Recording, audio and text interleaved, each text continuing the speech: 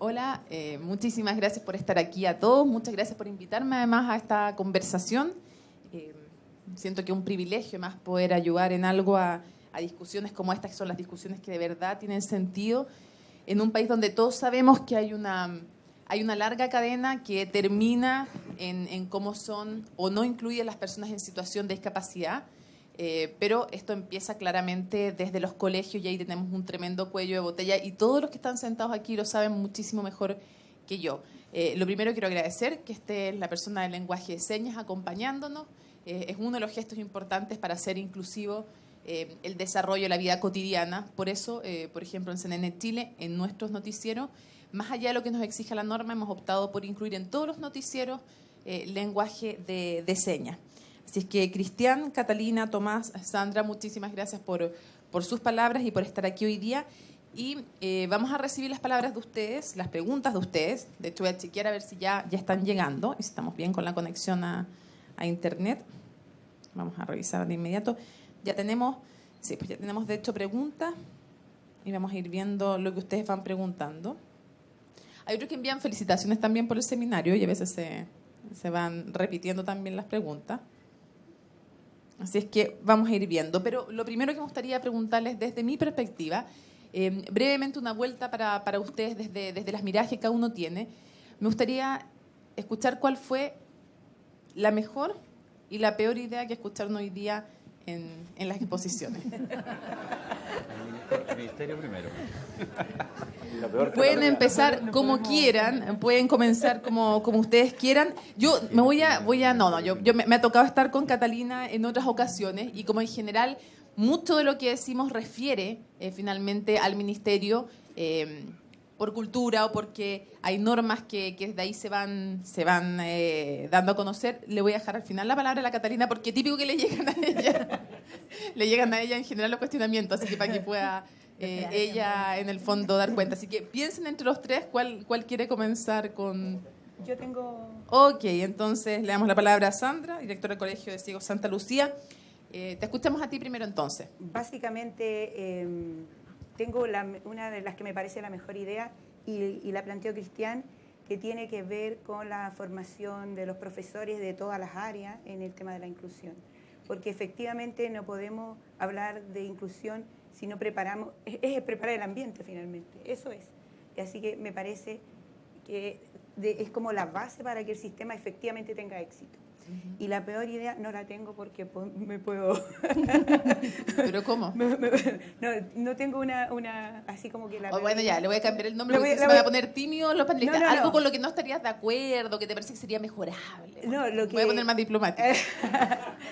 Que haya debate, si aquí pueden haber, claro. Efectivamente, todos podemos estar de acuerdo en la inclusión y todos podemos estar con buenas intenciones, pero como nadie tiene la verdad, evidentemente que pueden haber puntos de vista diferentes sobre el tema de la inclusión. Hay gente, por ejemplo, que sostiene que lo mejor, y lo sostiene de buena fe, es que no haya colegios integrados. Y no lo sostienen de mala fe ni porque quiera discriminar, sino porque piensan que es lo mejor.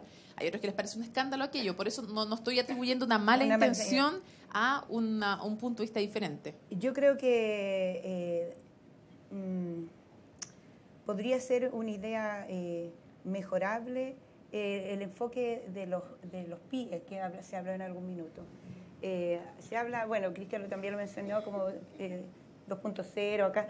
Yo no sé si es tan buena idea que exista este sistema que apoye a la inclusión. Yo creo que es un sistema que finalmente, por eso digo que puede ser mejorable, pero como está visto ahora, ha provocado más bien un conflicto en la inclusión que un aporte en la inclusión. Perfecto. ¿Quién más? ¿Tomás? Yo me sumo, la verdad, a lo que dice Sandra con respecto a vamos a nominar a Cristiana aquí como... de la mejor idea, ¿ok? De la mejor idea, que tiene que ver justamente con formación inicial. Yo creo que hay una gran deuda con respecto a eso, porque puse el ejemplo de mi colegio. En mi colegio sí. Optamos por la tómbola, se podría decir, hace mucho tiempo, y las profesoras nos dicen, no, a mí no me formaron para eso. Yo no puedo tener, se podría decir, ni siquiera estamos hablando de discapacidad, estamos hablando gente... De no selección, digamos. Claro, pero tenemos 3 años de, llámese, cobertura curricular en una sala de clase. ¿Cómo aborda ese tema? Entonces, yo creo que la idea mejorable, planteando en el positivo, es que, no Catalina, porque la Catalina no es responsable, pero que el Estado, independiente de quién sea gobierno, pueda enfrentar, que no es que se podría decir en la declaración de intenciones, sino que realmente cómo damos recursos a las comunidades escolares para que, en el fondo, se pueda dar esa diversidad. Desde el punto de vista valórico, yo creo en la no selección, pero desde el punto de vista práctico, yo creo que estamos súper lejos.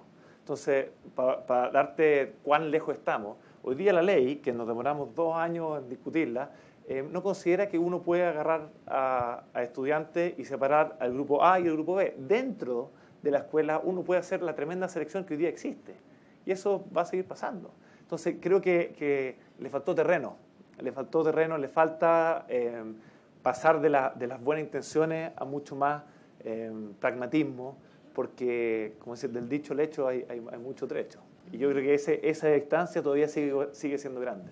Aprovecho de las preguntas que van llegando y te lo pregunto a ti también, Tomás, porque hay un tema importante con la formación de profesores, pero eso también choca o se enlaza o se potencia, depende de qué perspectiva estemos hablando, con las universidades. Y ahí hay un campo también de autonomía importante que tienen las universidades y cómo logra también convencer, porque no puede obligar el ministerio tampoco, a que sea parte de los currículum. Y yo lo extiendo ni siquiera a los profesores.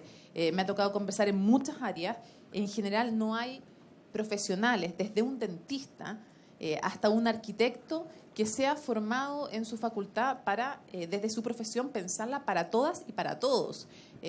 Incluso están incorporando algunas universidades antes el tema de género que el tema de discapacidad. Entonces, claro, un dentista no sabe cómo, por ejemplo, atender a un chico con síndrome de Down o con autismo o, por ejemplo, con piel de cristal, que requiere ciertos cuidados especiales, y no lo sabe tampoco un profesor. Entonces, hay un tema ahí de las autonomías de las universidades, que a veces autonomía también se entiende de una buena y a veces de una mala manera, cuando tú le dices, pucha, tienes que formar a estos profesores para la inclusión. ¿Cómo se soluciona eso también? Yo creo que diste en un temazo, porque básicamente hoy día estamos hablando de gratuidad en educación superior, pero no hemos regulado primero en las universidades. O sea, yo creo que el tema más necesario hoy día en Chile es justamente regular eso, y de ahí hablar de gratuidad, y de ahí hablar de plan de política nacional docente, porque no podemos, en el fondo, hoy día lamentablemente el título no necesariamente genera las competencias en todo ámbito de cosas, a nivel de ingeniería, periodismo, y esa autonomía o esa mala regulación que ha tenido el sistema terciario está generando estragos fuertes. Y ahí yo digo grupo de interés. ¿Por qué no lo hemos regulado? Porque hay grupos de interés muy fuertes. Entonces creo yo que ahí hay un problema obviamente político que es bueno transparentar. El grupo de interés de las universidades es súper poderoso. Y es transversal. Y es transversal. Entonces, transversalmente muy difícil, poderoso, me refiero. Claro, es muy difícil regular eso. Yo lo puedo decir en carne propia. Mi señora estudia pedagogía. Digo estudia porque hizo veterinaria y me dice, yo sé mucho de educación. Leía Freire, leía Maslow y todo, pero no me hacen hacer clase. Entonces no sé si enseñar. Y todos de su universidad están siendo egresados. Entonces hay temas que si no los enfrentamos, el otro tema que decía Catalina, que es por qué la educación pública está así como está, lo que no hemos querido enfrentar, lo que nos pone incómodo, es el famoso tema de paro y toma. Del año 2000 a la fecha, hemos perdido 800.000 estudiantes del colegio público. Y esto se arregla, se podría decir, yo creo, enfrentando eso. O sea, los padres apoderados hoy día tienen que ir a trabajar y no pueden dejar a sus niños en la casa. Necesitan, antes de educación, un lugar seguro donde dejar a sus estudiantes. Si no regulamos eso, por poner un ejemplo específico, en Valparaíso, un colegio que tenía 2.000 estudiantes, el año 2011 quedó con 1.200. Eso no es culpa del copago, no es culpa, aunque yo no estoy en contra del copago, ¿verdad? O sea, estoy a favor de eliminarlo, ¿verdad? Pero como se dice en buen chileno, agarremos el toro por la asta. O sea, estamos dándole como el quite a los problemas reales. Ok. Sigamos. Cristian, dominado con 2 nominaciones a la mejor idea, pero vas a tener que dar otra para no seguir con la propia, digamos. O me inventas otra ahora, o me dices otra de los otros panelistas, y también, en el fondo, en cuáles te parece que no estás de acuerdo. A ver, lo primero es que Antes, mientras arreglan, si pueden subir un poquito el volumen de Cristian del micrófono, les cuento al tiro a los encargados que no está conectado a internet, así que las preguntas no me están llegando. Así que lo paso a ver si me lo pueden chequear la conexión a internet por... No, sí, yo creo que... Ahí, sí, ¿ya llegó? ¿Ahora sí? ¿Sí? Ahora se escucha mejor, ¿cierto? Por ahí atrás, ¿cómo escuchan? ¿No? Sí. ¿Se escucha? Ya, Bueno, bacán. mira, en mi presentación voy a decir dos cosas chiquititas, pero en mi presentación hay dos cosas que no dije que me parecen súper importantes y que las vi... Permiso, voy a hacer uno rosa porque se van a escuchar todos los... Ya. Ahí. Que la vi en la, ahí está, en la Fundación Luz. Uno, me contaron una historia de una abuela que había ayudado a su nieto a aprender braille. Yo creo que, me acuerdo de mi experiencia de colegio, el aporte de muchas mujeres abuelas y mucha gente en trabajar en los colegios ayudando a los niños es una idea bien específica, pero yo creo que puede ser súper importante para esta construcción de cultura más inclusiva. Otro tema que vi fue profesores con discapacidad.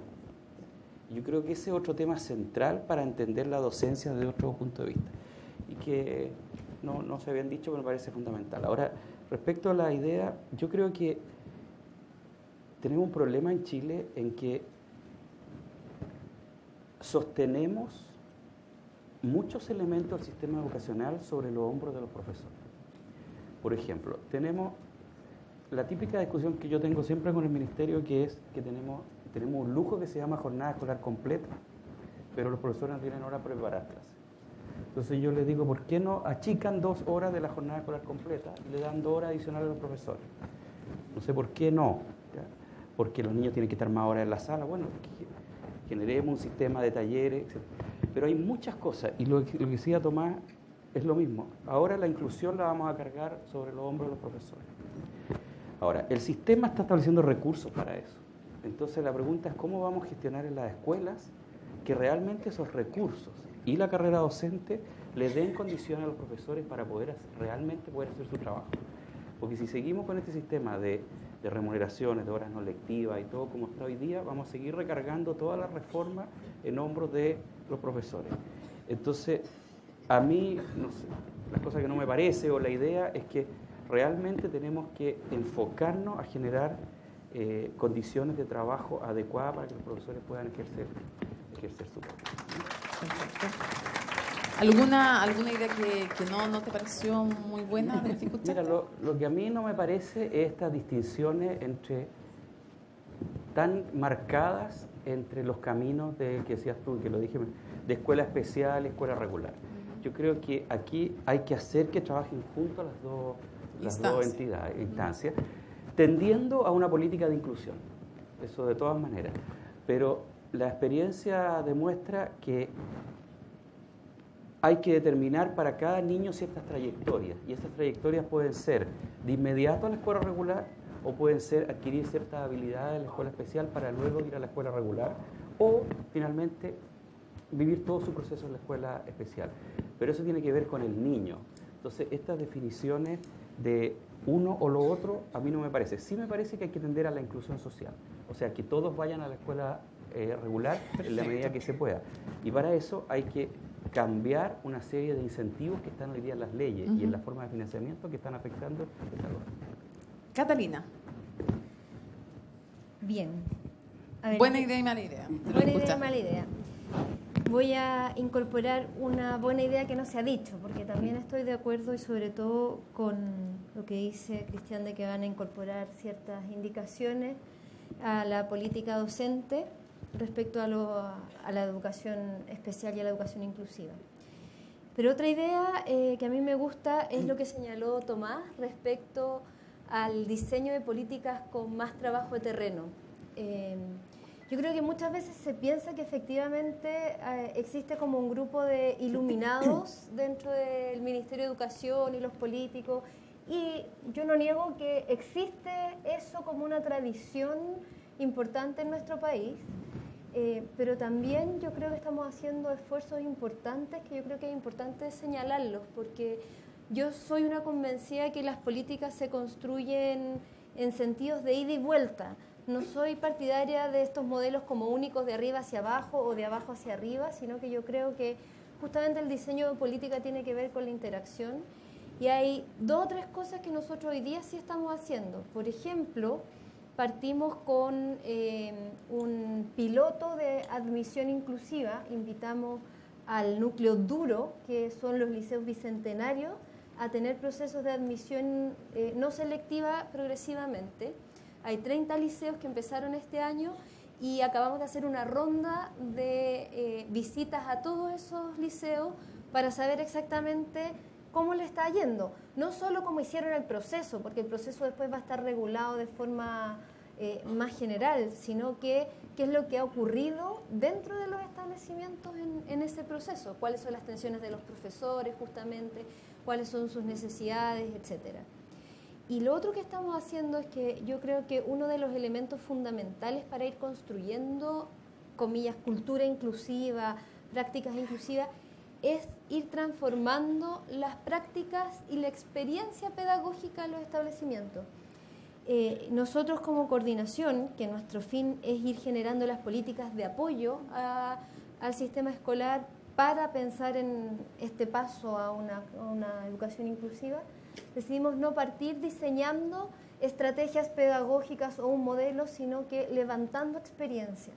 Entonces este año nos hemos dedicado a identificar esas experiencias para poder sistematizarlas y implementar un modelo de trabajo que sea tomar esas experiencias y transformarlas en experiencias demostrativas y que se expandan en sus comunidades. De hecho, tenemos un seminario la próxima semana donde vamos a trabajar con algunas de esas experiencias y yo creo mucho que eso es un diseño que tenemos que seguir como profundizando mucho en nuestro país. Entonces creo que hay algo de sintonía, independiente que, y ahí quizás va lo que no me gustó tanto, que es como la presentación que haces tú de las tensiones también que hay en el diseño de política, y tú dices, bueno, ¿quiénes toman las decisiones? Como esta idea como de un núcleo muy central, y yo más que decir, no me gustó lo que tú dices, yo creo que una dificultad que tenemos justamente son todas las tensiones en las que nos vemos enfrentados como país para el diseño de política.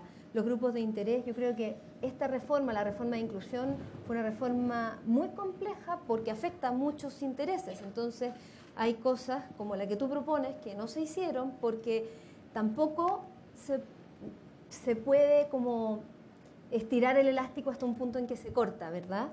Y yo creo ¿Porque no hay piso político?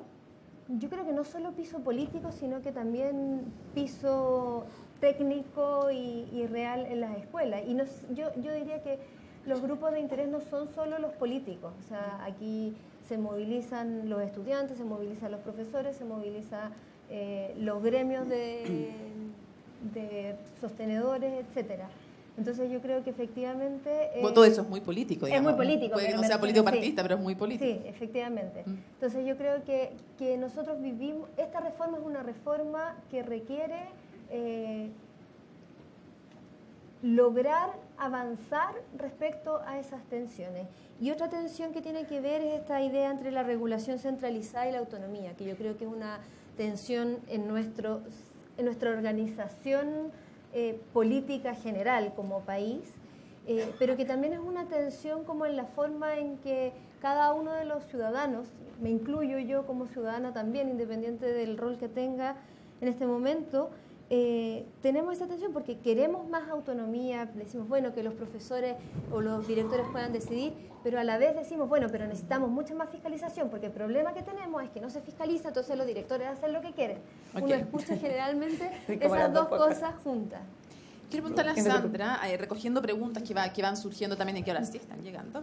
Hay muchas que tienen que ver con cosas que ya respondieron, que tienen que ver con formación de profesores, entonces por eso me las estoy saltando. Preguntan cómo articular la educación técnico-profesional que dé de verdad, estoy juntando como 3 preguntas sobre el tema, que dé de verdad oportunidades después de trabajos reales y de inserción real en el mundo del trabajo para las personas en situación de discapacidad. ¿Cómo crees que habría que articular la educación en los colegios y luego en los colegios que se dedican más específicamente a lo técnico y luego cómo articularlo también con el mundo del trabajo? Yo creo que desde la perspectiva la salida hacia el mundo técnico profesional, hay que hacer, como decían por ahí, una investigación más acuciosa en términos de la oferta, los requerimientos del mercado, la oferta de los colegios técnicos profesionales que son compatibles con la discapacidad visual. Voy a hablar desde lo que me compete la discapacidad visual, porque es muy amplio. Por ejemplo, nosotros tenemos a los niños, los que nos conocen un poco más, hablamos de la baja visión y de la ceguera. Y algunas carreras no serviría una persona ciega, pero sí una persona con baja visión.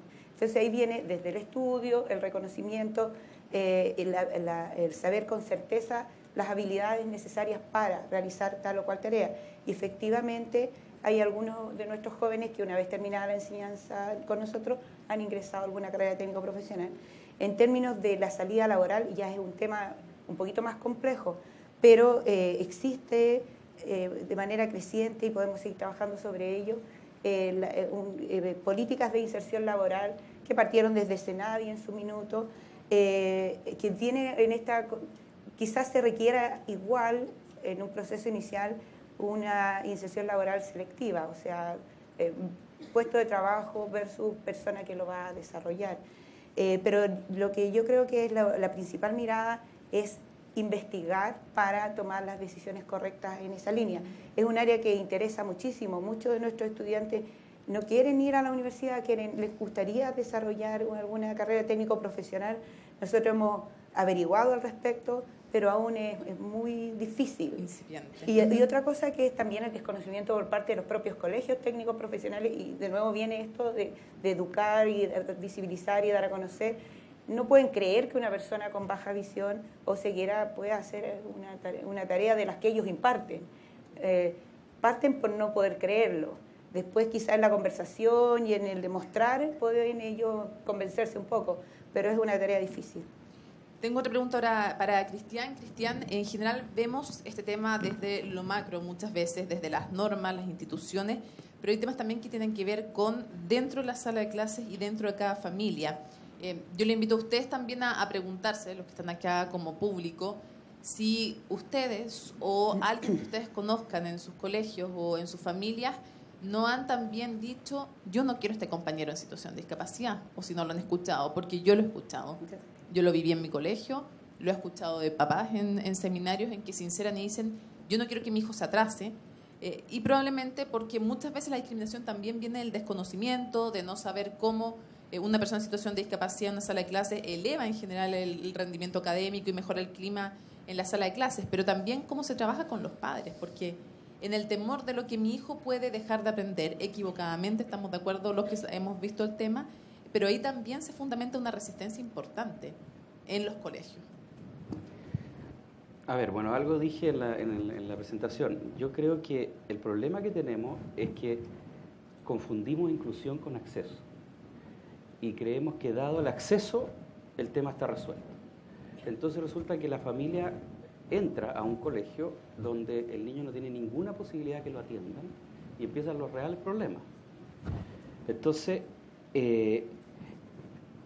¿cómo identificar, lo que decía yo, cómo establecer la cadena de las trayectorias para que el niño sea bien atendido en el lugar donde va a estar? Y hoy día todavía estamos en una situación como de lucha muy fuerte, porque el acceso es muy discriminatorio. Entonces la lucha está por el acceso todavía. Pero la verdad es que una vez que salgamos del tema del acceso, tenemos que poner todo nuestro foco a los apoyos y a la atención al interior de la sala de clase. El año pasado tuvimos un encuentro en que fueron más de 800 apoderados de colegios católicos con el ministro de Educación, en que les puso la ley de inclusión. Y una apoderada dijo, ¿quién me asegura que no entre una manzana podrida al curso? Y es más, la palabra fue, ¿quién me asegura que mi hijo no esté con maleante? O algo así. Y hubo una pifia de los demás. ¿Recuerdas que lo que a mí me produjo bastante orgullo porque era el momento en que había movilizaciones de padres que se oponían a la ley de inclusión? Y por lo menos esos padres de los colegios católicos manifestaron su molestia ante ese tema. Pero no debemos reconocer de que hay lo que está cruzando hoy día muy fuerte el sistema educacional es el temor de las familias.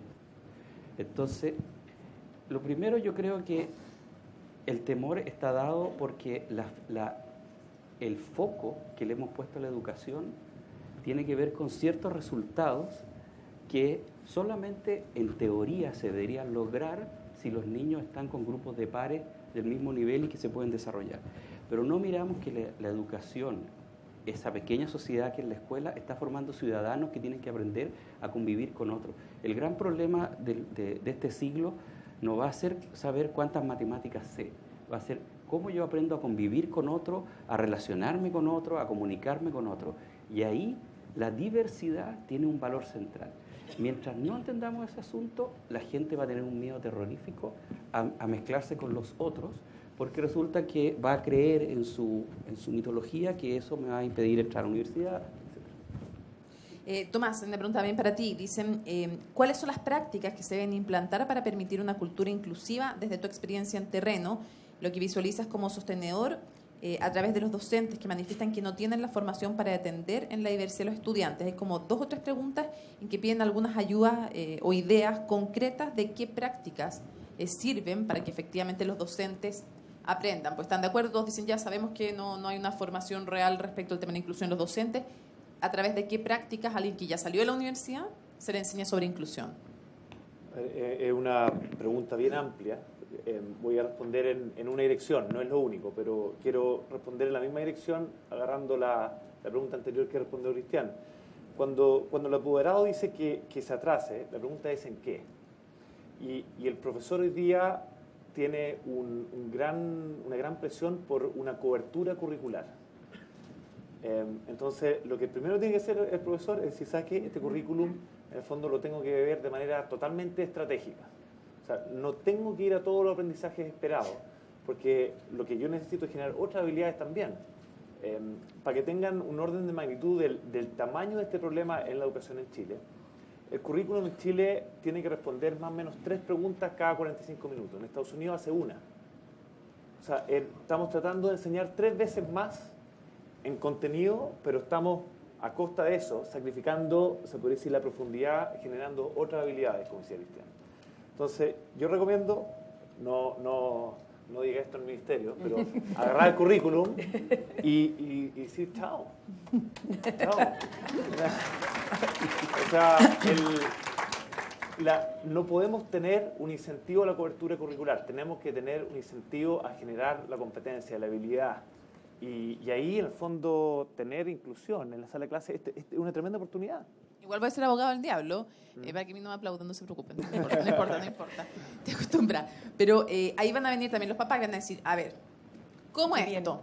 ¿Qué pasó de mi hijo? No pasó, no sé, la guerra del Pacífico. Chuta, no, la guerra del Pacífico hoy día además es medio polémico. No, busquemos otro ejemplo. No pasó el ojo de qué está compuesto, yo no sé, o la manzana, las capas, no sé qué más. ¿Qué está pasando en este colegio que a mi hijo no le enseñan lo que se supone que dice el currículum? Es un escándalo. Si uno conversa con el director del Colegio San Pedro en Puente Alto, que sacó el mejor CIMSE, uno le pregunta, ¿cómo lo hiciste para sacar el mejor CIMSE? Y te dice, no le diga a nadie, agarré el currículum y lo boté. Me pasó en Pitrufquén también, que hice el mejor CIMSE. Porque finalmente estamos enseñando a nuestros estudiantes a repetir materias y no a generar habilidades de análisis. O sea, hoy día las competencias del siglo XXI son qué tú puedes hacer con el conocimiento. No lo que el conocimiento hoy día está en Internet. Exacto. La guerra del Pacífico la pueden saber al tiro. Pero ¿qué implicancias tuvo eso para la economía, para la política, para la geografía de Chile? Esas son las preguntas. Entonces, ahí es donde estamos demasiado enfocados en la cobertura curricular, que es muy extensa y poco profunda, y uno puede generar habilidades que para nuestra era son mucho más importantes. Por favor. Yo creo que esto es muy importante porque si uno lee los planes y programas, cada uno de los aprendizajes esperados está compuesto de ciertas habilidades y ciertos contenidos. Y las habilidades están, como saben aquí las profesoras, están graduadas de más simple a más complejo. Pero cuando tú vas a ver el programa, te encuentras que la gran mayoría de las descripciones de los aprendizajes esperados están en las habilidades más simples. Describir, explicar, pero sintetizar, crear, analizar, criticar, aparecen como a cuenta gota. Entonces yo comparto que yo creo que hay que tener un currículum, pero hay que saber manejar ese currículum. ¿ya? Y enfocarlo a habilidades de pensamiento mayor. Catalina, hay una pregunta bien interesante que tiene que ver con la inclusión de los niños, pero que reciben como compañeros a otros niños en situación de discapacidad.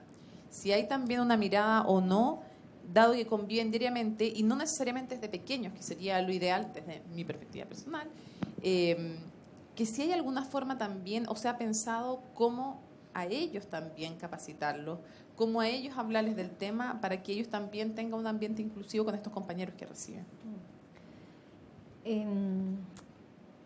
Es uno de los puntos centrales, creo yo. Cuando cuando presenté, yo decía que justamente la inclusión tiene que ver con este balance entre transformación de las culturas y los apoyos específicos a los sujetos. Y yo creo que va por el lado justamente de la transformación de la cultura. Y la transformación de la cultura no es algo abstracto solamente, decir, bueno, seamos solidarios, inclusivos, respetuosos. Las culturas se cambian justamente con este tipo de acciones que te permiten conocer, aprender, saber. O sea, lo que nosotros estamos haciendo para transformar la cultura es formación docente, desarrollo de experiencias, porque en eso se expresa.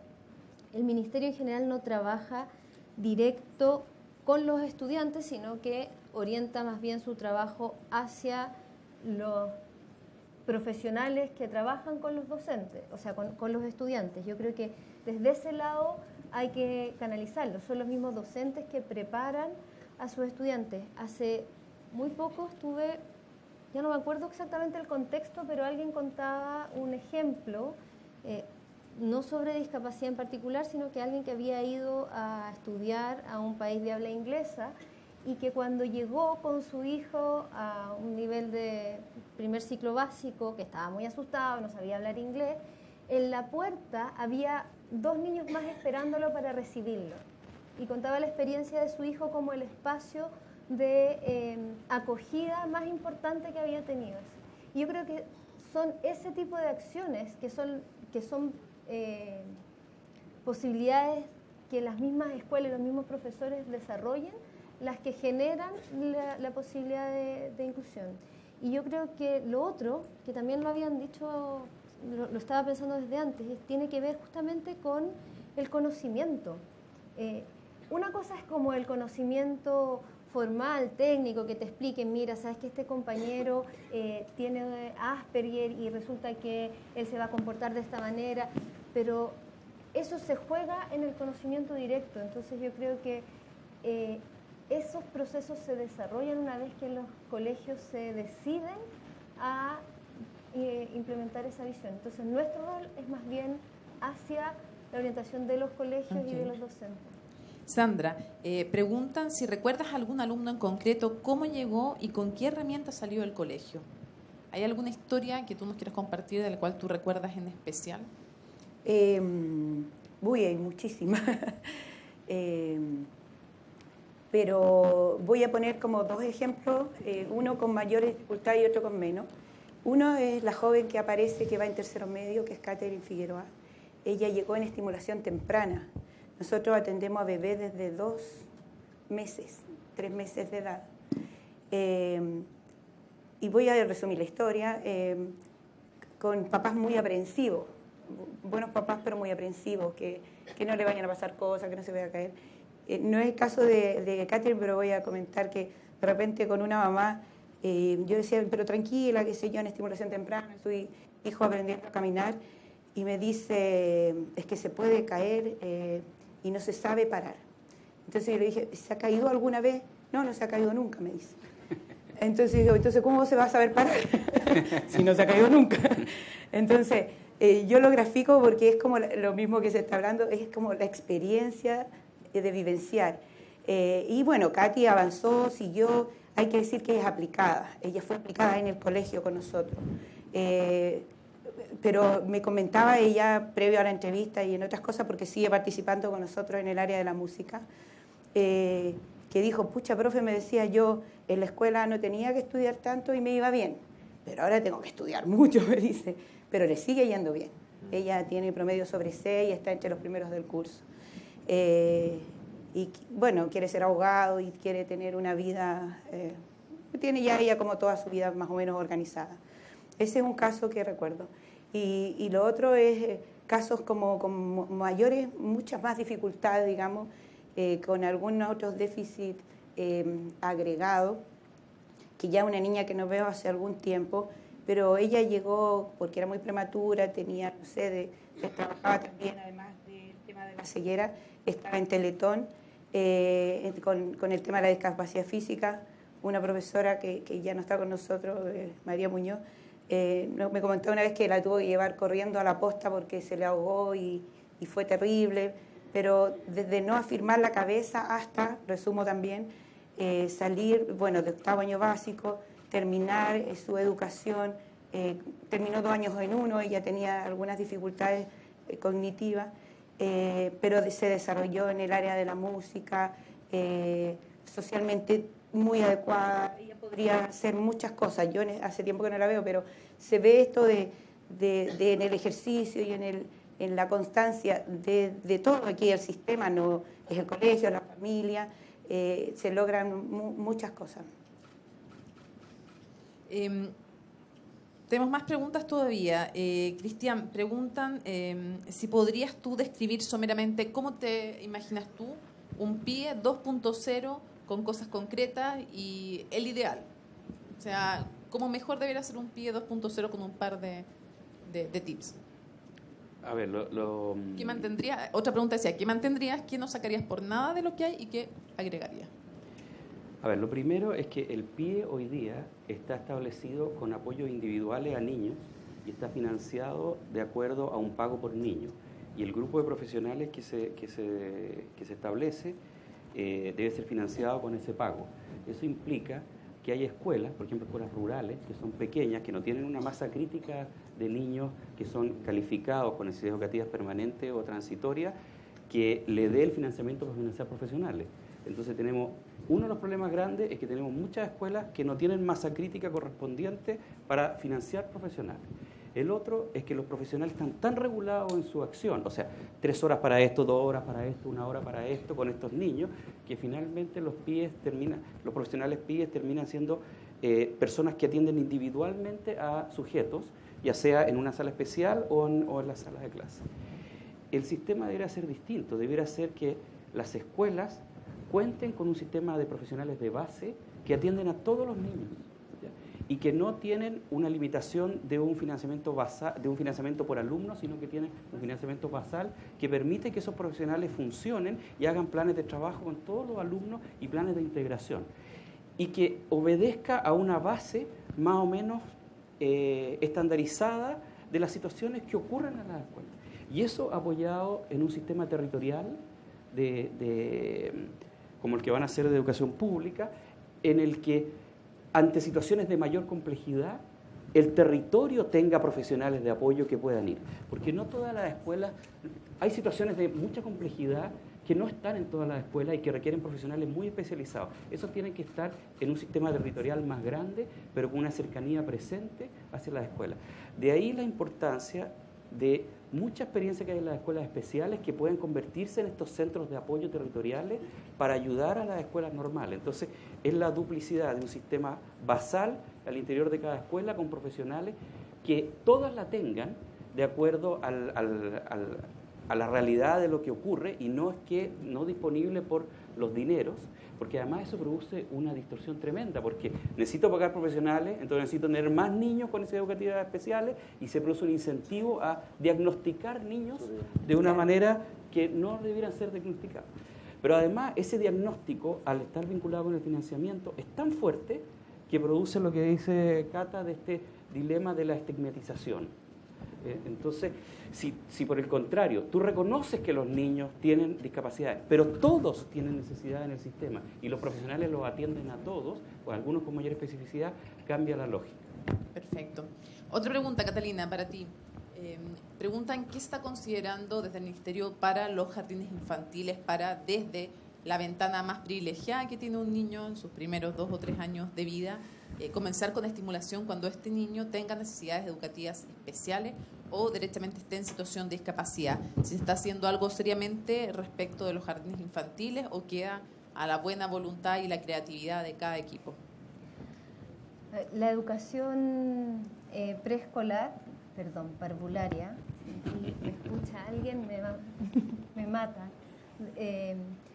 Claramente es una prioridad del programa de este gobierno. Yo no lo mencioné porque les dije que me iba a enfocar en la educación general, o sea, escolar.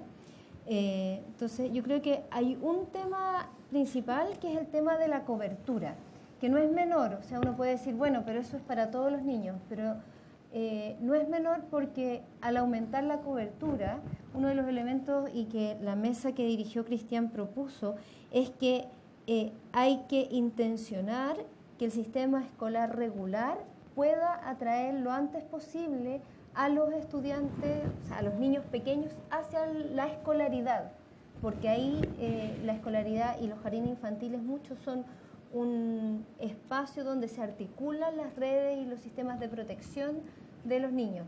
Pero ¿hay o no hay una política concreta del Ministerio de formar a los profesionales y de hacer adaptaciones curriculares para los niños en los jardines? Todas las bases curriculares de educación de párvulo, o sea, de hecho yo creo que el sistema escolar en general tiene que aprender mucho de la enseñanza de párvulo porque es la enseñanza que tiene, o sea, el nivel donde hay más posibilidades de flexibilizar y de generar adaptaciones. Entonces, efectivamente, el currículum de la educación parvularia tiene como sustento esta visión diversificada de los estudiantes, ¿ya?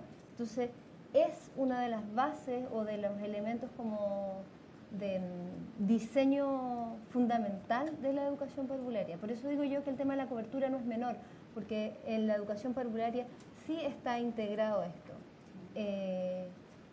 Otro tema es efectivamente, que yo creo que es un desafío aún, es avanzar mucho más en la generación de recursos específicos hacia la contratación de profesionales específicos y todo. Y eso sí lo estamos viendo en una lógica territorial, como dice Cristian, desde donde los servicios locales de educación tienen que tener estos equipos profesionales para atender desde los niveles iniciales. Tomás, preguntan cómo crees tú que se podría adaptar el CIMSE para ser aplicado a niños con necesidades educativas especiales y jóvenes. Y yo les quiero contar ahí una breve historia que es la historia del Día del Sushi. Una vez en uno de los seminarios en que participé, una niña me dijo, para mí el día, no una niña en verdad, una joven con síndrome de Down, me dijo, para mí el peor día del año, pero tiene algo raro, porque también es bueno, me dijo, es el Día del Sushi. Y yo, ¿ah? El día del sushi, ¿qué es el día del sushi? ¿Por qué? ¿No te gusta el sushi? ¿Por eso lo encontráis mal o te obligan a comer sushi? No, me dijo, lo que pasa es que el día del sushi es el día del CIMSE o ahora va a ser el día de la PSU. ¿Cómo?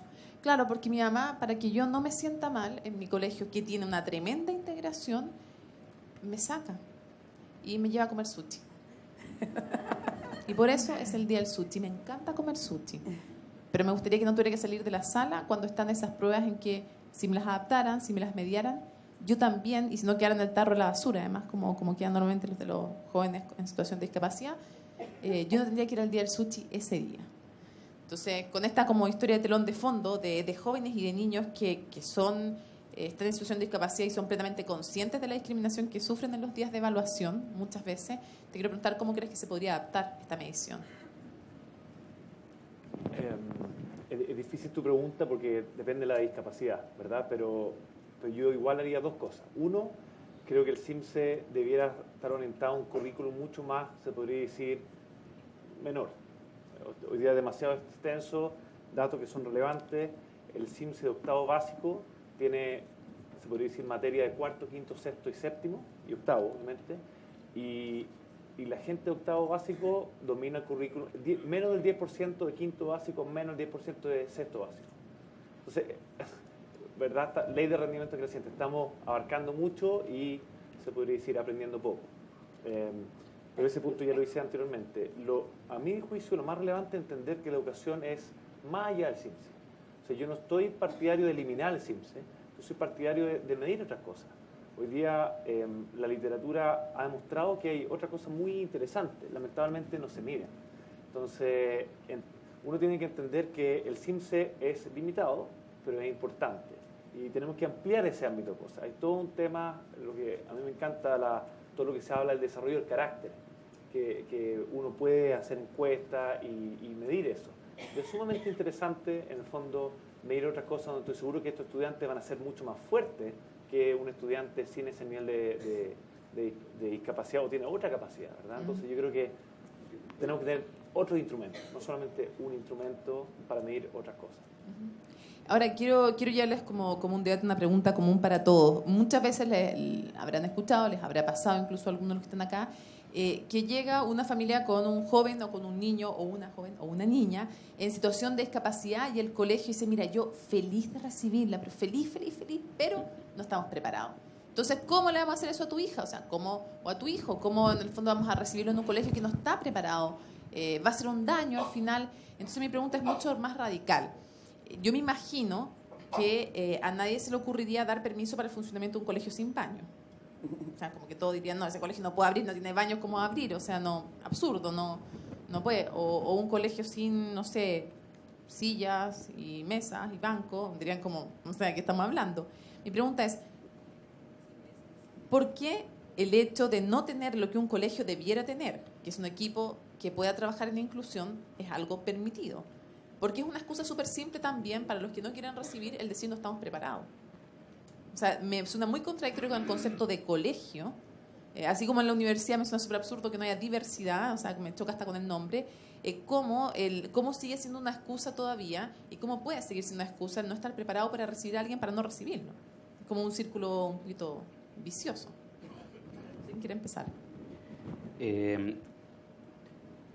La postura que tienes tú, que la tengo yo, no creas que es tan generalizada. No, sí sé que es minoritaria más bien. Hay mucha gente que cree que los colegios deben seleccionar, que deben ir pares, que deben avanzar en los...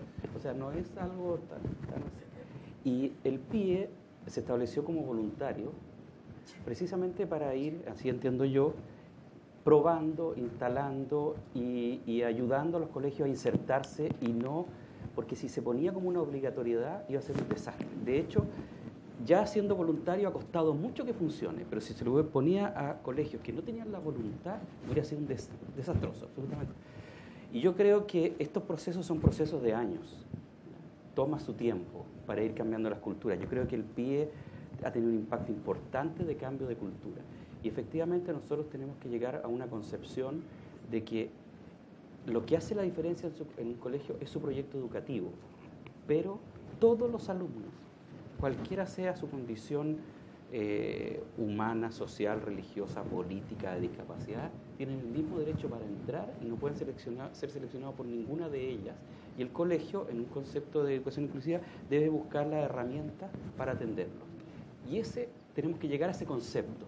Y después ese concepto tiene que convertirse en cultura, en política, y en ese tipo de cosas.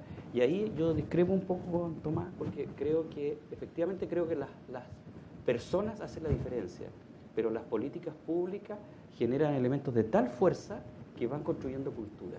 Y es muy importante que haya políticas públicas que coloquen la inclusión. En el CIMSE, por ejemplo, que existan los sistemas de apoyo para que los niños con ceguera puedan dar la prueba en braille, que los contenidos se hagan adecuaciones curriculares para los niños. Y para eso, como decía, necesitamos una política de identificación de las situaciones de cada niño.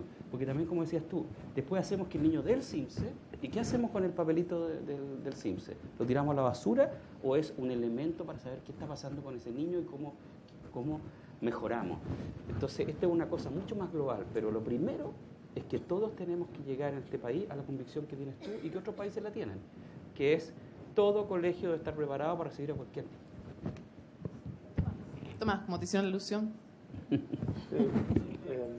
primero que quiero decir es que yo no es que esté en contra de la política pública, estoy diciendo que la política pública no es suficiente. Y eso es fundamental, porque creo que tenemos se podría decir, el idealismo de que la política pública nos va a resolver el problema. Siempre pongo el ejemplo del racismo en Estados Unidos. O sea, han habido guerras civiles, han habido presidentes asesinados, han habido líderes, se puede decir, con Martin Luther King también asesinados, y sigue habiendo racismo en Estados Unidos, ¿verdad? Entonces la política pública es necesaria, pero no es suficiente. Ese es mi mensaje un poco para aclarar el punto. Y yo desde el punto de vista ideal estoy de acuerdo con eso. yo creo que también tenemos que ser pragmáticos en el sentido de decir, bueno, ¿cuánto cuesta y hasta qué punto uno puede generar desarrollo para todas las discapacidades? Es algo donde me siento ignorante, no sé. Entonces ahí hay que ver, sumarle a esa intención, del cual estoy de acuerdo, cuál es la mejor ruta.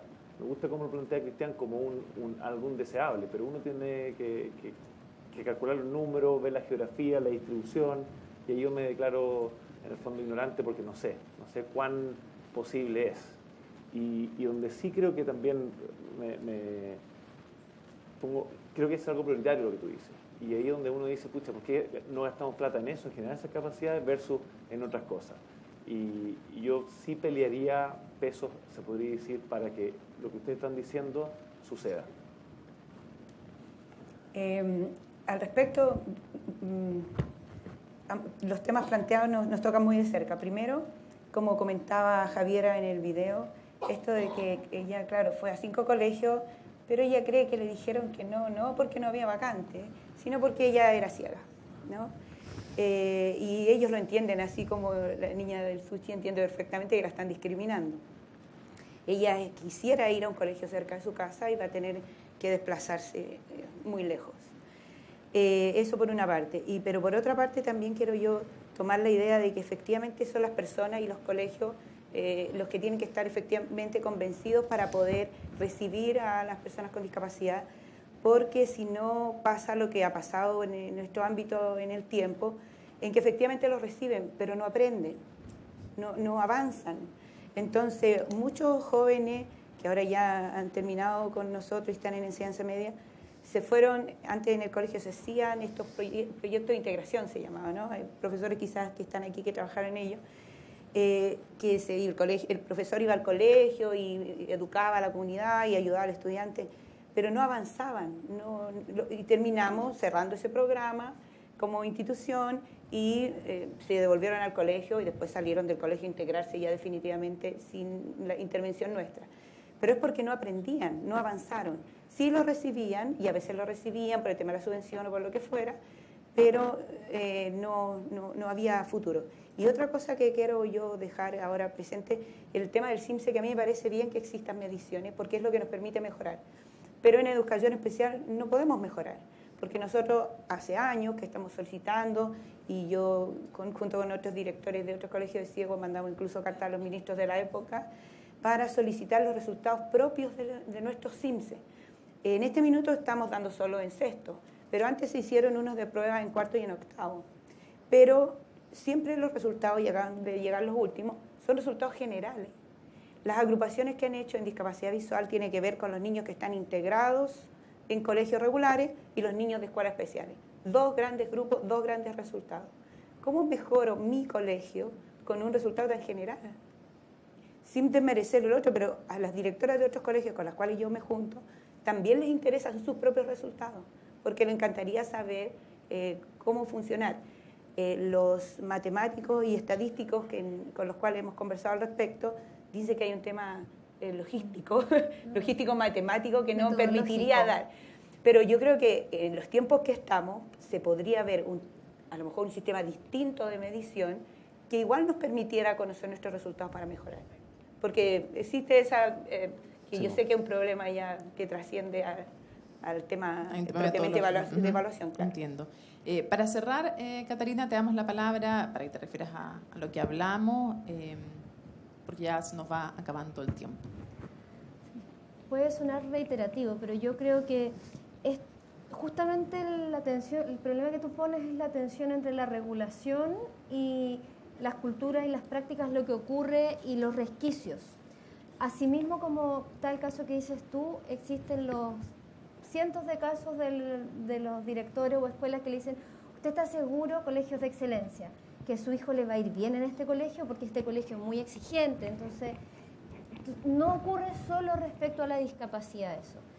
Yo creo que por un lado hay una regulación en Chile hoy día, por ley, ningún niño podría no ser aceptado en un colegio por tener una discapacidad. Eso es así de claro, o sea, cuando nos preguntan, no pueden ser discriminados, no hay una condición que permita decir usted no puede entrar, y menos hoy día con la ley de selección implementándose gradualmente. Entonces yo creo que hay un doble juego, porque hay un juego que tiene que ver con efectivamente no hay capacidades, pero también hay un juego de decir, bueno, no desarrollamos las capacidades. Hoy día el 50% de los establecimientos y la cobertura ha ido aumentando progresivamente, tiene PIE y ha tenido un aumento exponencial en los últimos años. En Chile hay alrededor de 12.000 colegios públicos. 5.000 y algo tienen, y estos 12.000 incluyen las escuelas especiales, entonces son 9.000 aproximados colegios públicos, de los cuales 5.000 tienen PIE y aumentan a una tasa de 400 al año. O sea, podemos decir que vamos avanzando hacia una potencial universalización de los PIE.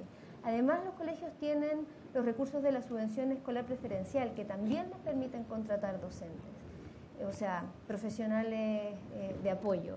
Entonces yo creo que la regulación ha ido avanzando bastante. Tenemos que avanzar más también por el lado de esta instalación de ciertas visiones en los colegios. Eso, y sobre el CIMSE me quisiera comentar dos cosas, pero efectivamente el CIMSE es una evaluación que se hace de forma agregada, no existen resultados individuales, entonces eso es complejo. Y como las escuelas especiales tienen muy pocos estudiantes, no se puede. Pero efectivamente se está avanzando en ir diseñando CIMSES adaptados, sobre todo para las discapacidades sensitivas, porque el otro tiene que, en el fondo lo que se hace es adaptar la accesibilidad. Claro. Perfecto, muchas gracias. Si yo les preguntara ahora que estamos aquí en este salón encerrado, si hay lluvia o hay sol afuera, ¿alguien me podría contestar con certeza? Ya, pero yo les cuento, pero yo les afirmo que se despejó, paró de llover y hay un sol esplendoroso. Bueno, el punto es que en rigor, ninguno de los que estamos aquí, de buenas a primeras, podríamos saber si hay sol, si le estoy diciendo la verdad, o si sigue lloviendo. Ahora, ¿qué pasa si tal vez hacemos un minuto de silencio?